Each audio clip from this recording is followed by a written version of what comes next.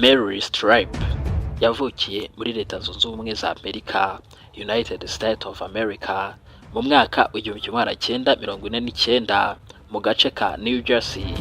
Amazina y'inyakuri ni Mary Louise Streep. Yize muri Vassar College, yiga kandi muri Yale School of Drama, aho niho yatangiye kugaragaza impano ikomeye cyane yo gukina amakinamico theaters. Ikaze mu kiganiro ubuzima bushoboka. Benshi twibaza uko byagenze ngo bagere ku gasongero, ariko turacukumbura tukamenya neza ibanga ibyamamare tuzi byakoresheje kugira ngo bigere ku gasongero, aho twese tubareba tukibaza uko byagenze ngo bagere aho ngaho.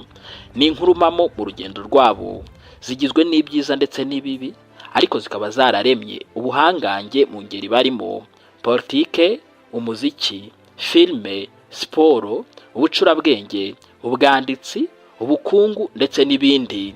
Byagenze bite kugira ngo icyamamare tuzi muri sinema, umugore ukomeye cyane Meryl Streep, agere ku gasongero aho twese tumumenya, tukaba tugiye no kumukoraho inkuru? Iyi ni inkuru y'umugore wabaye icyitegererezo mu gukina filime ku isi. Mbahaye ikaze, ariko niba utarakora subscribe ukaba uyikoze, urakaza neza mu muryango mugari w'abakunzi b'imyidagaduro yigisha. You most welcome.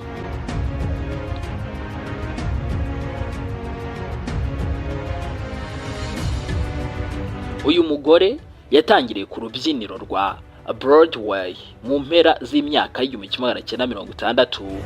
Mu mwaka w'1970 yinjiye muri cinema movies, atangira kugaragaza ubuhanga buhambaye bwe bukomeye cyane mu gukina imico itandukanye.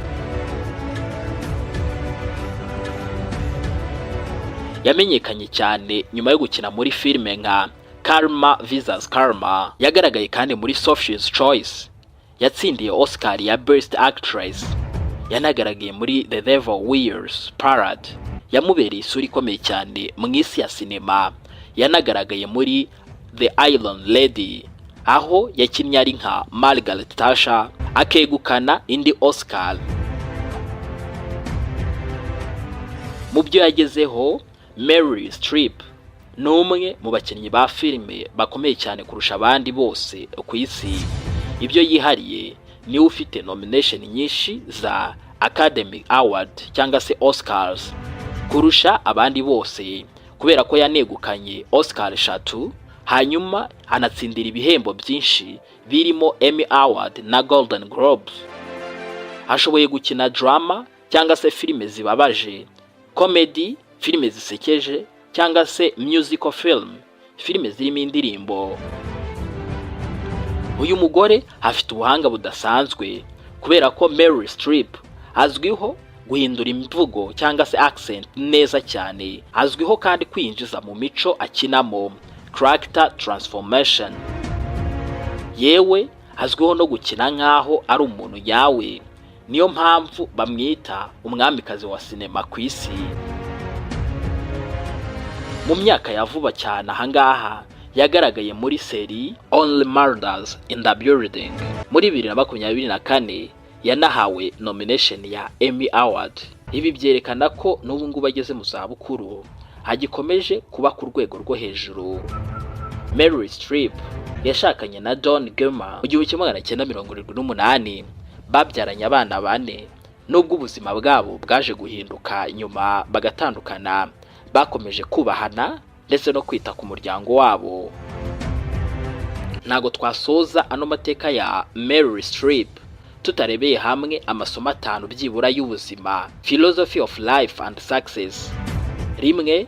Impano igomba kujyana n'umurava. 2. Kwiga ndetse no kwiteza imbere ni ingenzi cyane mu gutsinda. 3. Ntugatinye guhinduka ndetse no kugerageza ibintu bishya. 4. Komeza gukora niyo waba wageze ku rwego rwo hejuru. 5. Ubuhanga nyabwo bwigaragaza igihe kirekire. Inkuru ya Meryl Streep itwigisha ko intsinzi nyayo si ugukora ibintu bike neza gusa, ahubwo ni ugukomeza kuba indashyikirwa mu gihe kirekire. Ni urugero rw'umuntu wakoresheje impano ye neza, akayihindura umurimo, hanyuma akanahindura amateka ya sinema ku isi. ni nahanga nsoreje aya mateka ya Meryl Streep. Ni mu kiganiro cyacu ubuzima bushoboka. Ngayo nguko rero, ciao ciao.